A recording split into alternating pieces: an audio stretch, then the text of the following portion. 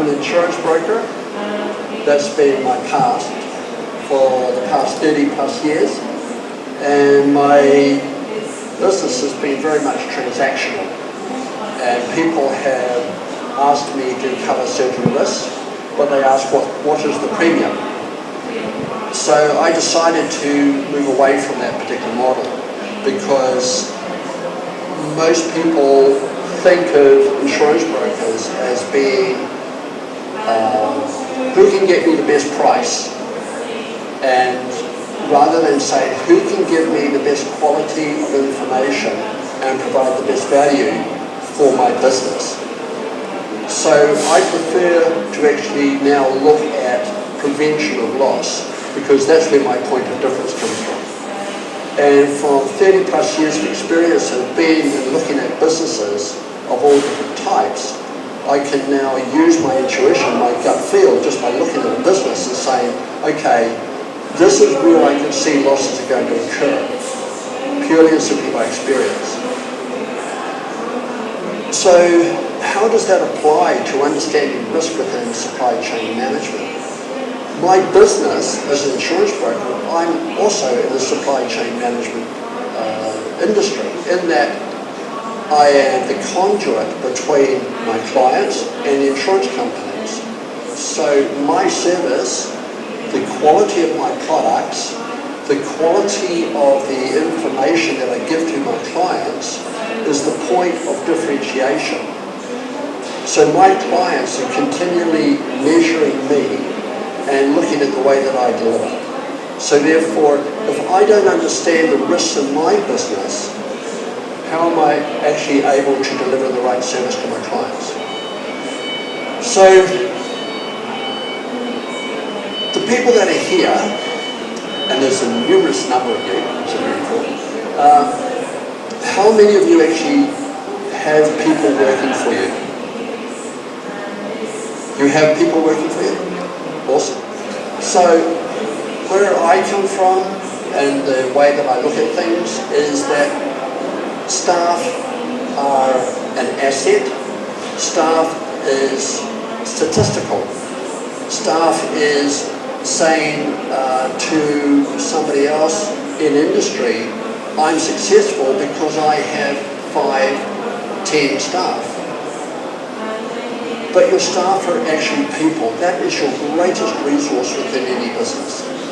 And that is a necessary component for providing a quality service and product to your clients. Because if you don't understand your people, then you're not actually able to understand the biggest risk that you've got in your business in supply chain management. Does that make sense? About 2 weeks ago, I went to Houston, to NASA, and I had a look around. And the reason I went to Houston was because there was a seminar being run by a guy by the name of Brian Falco, who owns a company called Jetco Delivery, and that's a trucking company that has 100 trucks operating out of Houston. And he was running a seminar called Safety in Leadership, which is really an interesting way of understanding how a business operates, because he digs right down and he looks at the value of understanding his people and caring for his people. Let's go back to the shuttle, to NASA. One of the people that did the presentations was a guy called Mike Mulan. And he actually gave a dissertation on the Challenger explosion. How many people here actually know of the Challenger disaster? You all know about it? Okay. Challenger disaster was about the 25th shuttle launch. And after 78 seconds from launch, it blew up. And everybody works on the premise that all the crew were killed at the time of the explosion. They weren't. The actual, I can't do it here, but one of those trajectories was actually the platform on which all the crew sits. and it actually broke away from the shuttle at the time of the explosion. So the crew was still alive for 2 minutes after the explosion.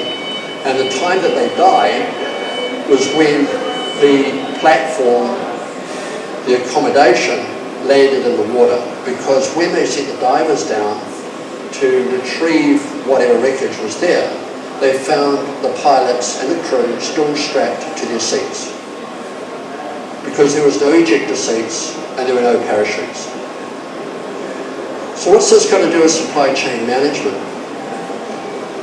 The people that actually built the little rockets or the large rockets on the side of that big tank, that was actually contracted out to another organisation.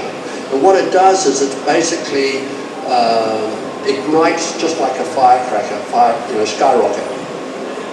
So the flanges that hold the various sections together are actually separated by two rubber rings of 0.25 millimeters thickness. And what was happening was that as the rockets flexed, it was letting gas out of the rockets. So when that happened, as in this particular instance, the thing blew up. Interestingly, they knew that in the previous 24, that 10 of those missions actually had faulty rockets, but they still permitted the flights to go ahead because nobody was prepared to stand up and say these flanges are not operating and there should not be any more launches. So they actually thought, oh, this is a one-off occurrence, but in actual fact it was 10 occurrences over the period of 24 launches. So it is necessary to understand the risk in the supply chain management because you've got to understand who is doing the supplies to you. You've got to understand what their culture is and you've got to have the communication channels because at the end of the day, to understand risk with the supply chain management is to understand people. I'm not going to read it out to you, but it actually only covers 3 risks: external risk, supplier risk, and distribution risk. But I'll put this to you, there's actually also internal risk and there is people risk. The internal risk of your business is subject to the cultures that your business exists in. So if your culture is off in that it is not a healthy environment in which to exist, then that is going to have an effect upon your people. So what are the cultures in your business? What values are in your business to actually nurture the people, to make certain that they are actually able to do the job that they're supposed to do? Internal risk, as in internal workings of a watch or a clock. So what are the internal risks of our businesses? These are the things that relate to the people. These are things like your financial risk. These are things like your control systems within your business. These are your computer systems. These are your the ability of your people to drive a vehicle properly. These are the risks relating to fire and flood and accidental damage. Those are your internal risks. Your external risks are your distribution channels, i.e. what's the loading, what's the rail, what's the aircraft, what's your political risk, what's your overseas risk from overseas, what's your rates of exchange, what about your customers? Are they solvent, are they financial, do they have the same values that you have? Your suppliers, they're an external risk. So do they have the same values that you have in regards to their people? People risk. The people that work within your business. And too many businesses, I believe, function on the fact that they say, we have staff and our staff need to engage with us. But I put it to you, what about if we said as business leaders or as managers, we need to learn how to engage with them, to understand how they work, how they think. Because with people risk, you've actually got three dimensions. Firstly, you've got the demand placed against them. You've got the ability to control their own environment and their own workload. And thirdly, the level of skills they have to do their work. But if any one of those three items are out of sync, something goes dramatically wrong. And that's when stress comes in. That's when you start getting overload. That's when you start getting accidents. That's when you start having mistakes and errors. And when you start having mistakes and errors, then all of a sudden things start to implode and people start to get more stressed and they say things aren't working. But the only thing that's not working is maybe the culture that we have within our own businesses. So look at people as being part of a team. Everybody's got to carry their own load. But if they don't have the skills to deliver that load, then things are going to fall apart.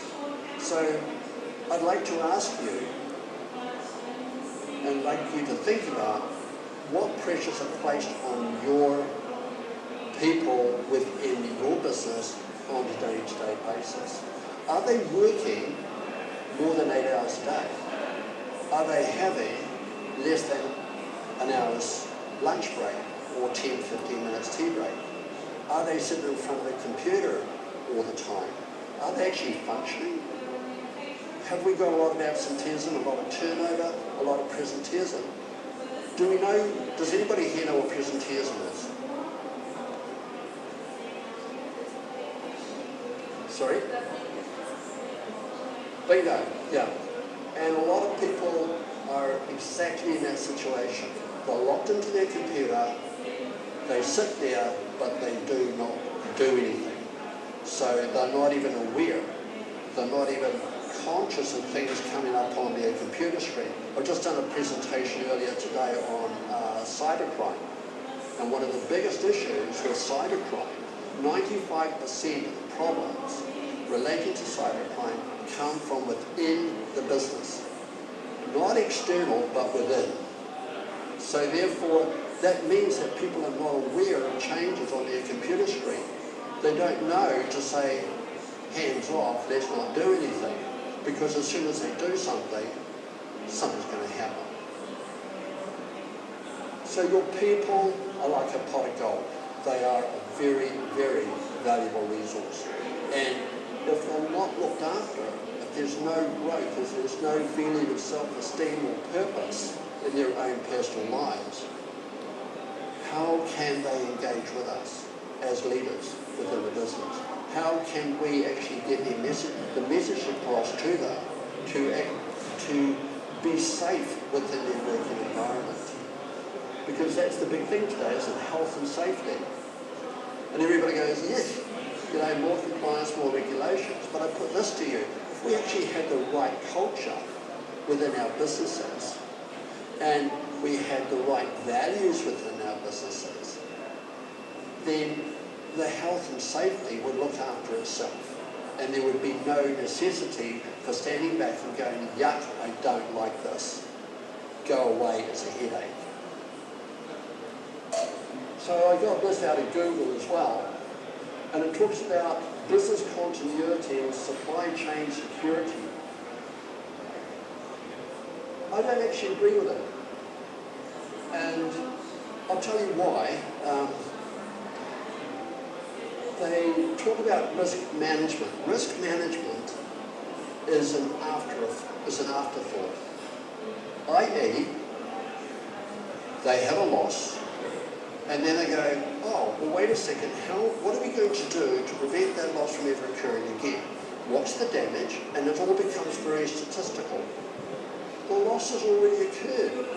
There's already wastage. So why don't we actually put in processes that actually prevent the losses from occurring in the first place?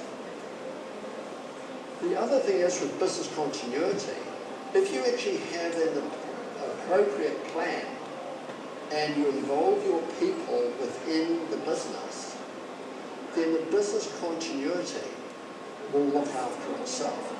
And whenever we talk to businesses about business continuity, many businesses say, yes, I'm interested, but I don't have the time.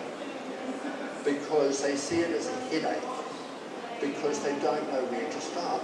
But I'll put this to you. If we actually said to our staff, we want you to be involved in our business continuity, we want you to take ownership of that business continuity, and we involve them in every part of the decision, then that makes it so much easier for the CFO and the CEOs of organizations to design a business continuity plan. I'll also put this to you. One of the things that I often talk to my clients about as an insurance broker is business continuity, because they all have business interruption policies. And if the business interruption policies are written correctly, some businesses are writing an awful lot of some businesses have an awful lot of premium to pay. However, what I say to my clients is, put in a business continuity plan first, and then look at and see how your business interruption policy is going to operate thereafter. Because it's a bit like building a house. When you want to build a house, you don't go up to a bank and say, I want $600,000 to build a house. First of all, you're going to get a plan, draw up the plan, and work out your costs, then you take that to the bank. But the insurance industry, we seem to have it the wrong way round, because it's, easier, but it's not right. Okay? So business continuity plans are really important, but it's in line with prevention of loss and not risk management. So it's that continued search for gold using the existing resources that we have in our businesses. It's using the people that we have to their optimum, to find those opportunities and explore the opportunities without the necessity of bringing in outside forces. So, time. Time is a real important issue in any business. In my business, I'm under time pressure. But here's where time comes in. And what I actually did was, if you could imagine a triangle, and on the foundation of that triangle you have time.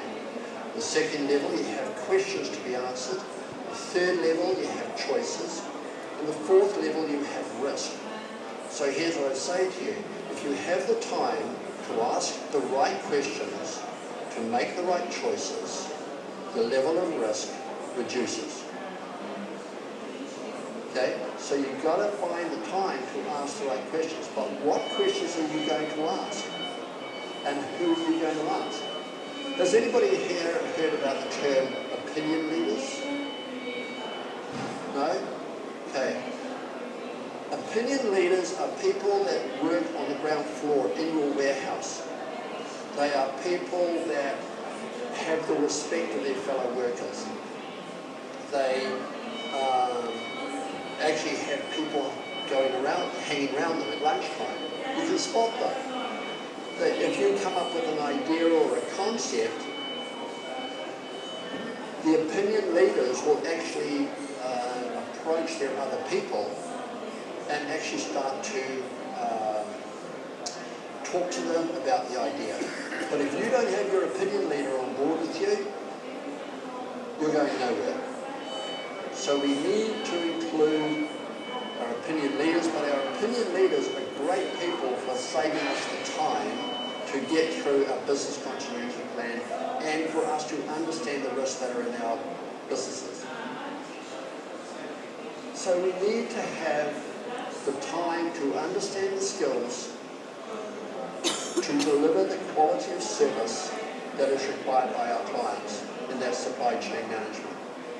So if we don't find the time to understand those risks, then we're losing some major stepping stones. This is a model of risk management, and there are many steps to it. But again, I question whether it's relevant. This is the old model. This is Newtonian law, cause and effect. It doesn't exist. It wastes so much time. Because if you actually had in there true contribution of your people to work with this, then this would work automatically. But there needs to be a culture of trust and care and engagement with your staff. We need to have the tools. We need to have the tools in our toolbox of knowing how to engage with people in our businesses. We need to look at the patterns that are emerging. Let me explain. Let's go back to the shuttle disaster. They knew that the flanges in the rockets were weak and they weren't doing the job properly. But because those events were not sequential, one after the other, they ignored them because they thought the probability of actually having a loss would not occur. They've got away with it so many times, they'll get away with it again. So what we need to do, as in health and safety, we need to be aware of the patterns that exist within our businesses. We need to be able to talk to our people, the opinion leaders on the shop floor, about the patterns, what they see, the events that occur. There may not be a loss, but it is an event. It's a near miss. But those near misses are part of your statistics. So this is putting huge pressure on people. And when you put pressure on people, again, that's creating stress. So what we need to do is we need to learn how to reduce that pressure so people are actually working at an optimum level. So that's going to reduce the risk of having an accident and making an error. Because if we don't reduce the pressure, then the quality of our service, the delivery of products to our final clients is going to diminish dramatically and we're going to lose business. So companies that proactively implement a supply chain risk management program will be resilient and prepared. I would say companies that proactively implement the supply chain loss prevention program will be resilient because they are ahead of the game plan.